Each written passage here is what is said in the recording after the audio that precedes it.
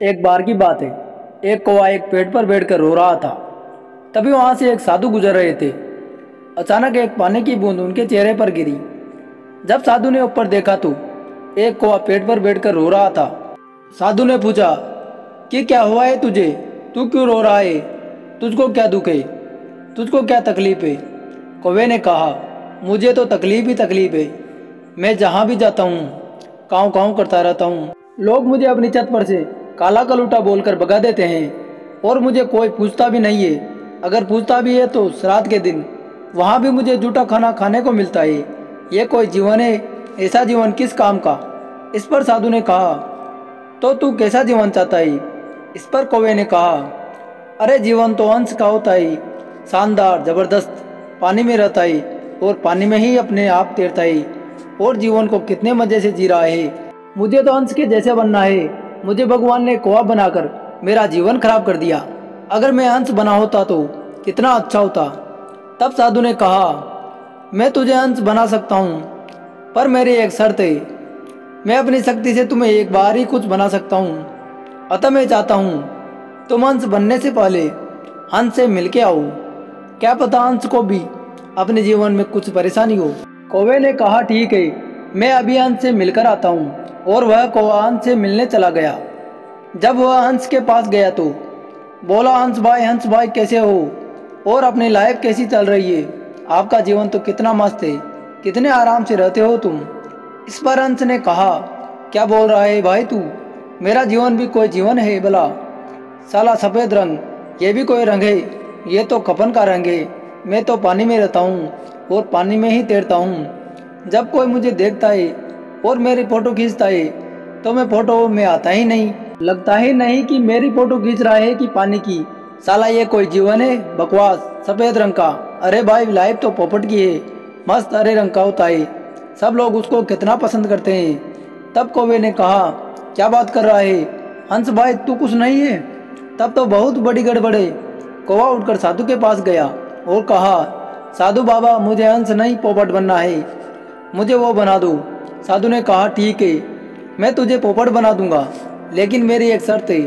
तू पहले पोपट से मिल के आ, फिर मैं तुझे पोपट बना दूंगा। फिर कौवा पोपट से मिलने के लिए चला जाता है।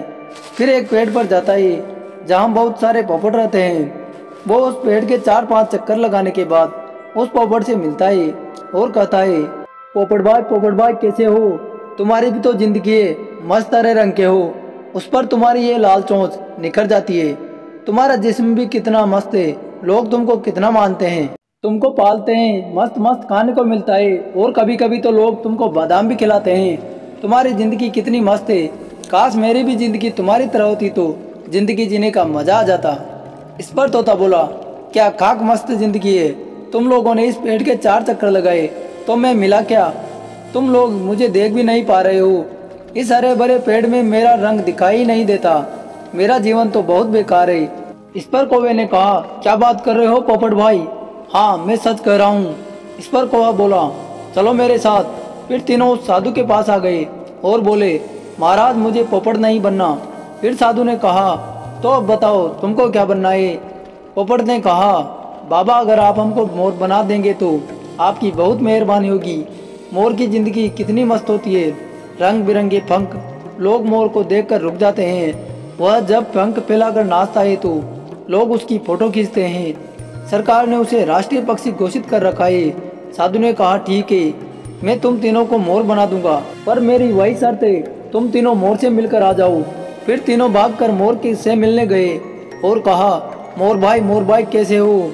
भगवान ने तुम्हें क्या मस्त पंख दिया है, तुम नेशनल बर्ड हो। जब तुम नाचते हो तो लोग तुम्हारा नाच देखने के लिए इंतजार करते हैं, तुम्हारी फोटो खींचते हैं। लोग तुम्हारे कितने दीवाने हैं, तुम कितने खुश नसीब हो।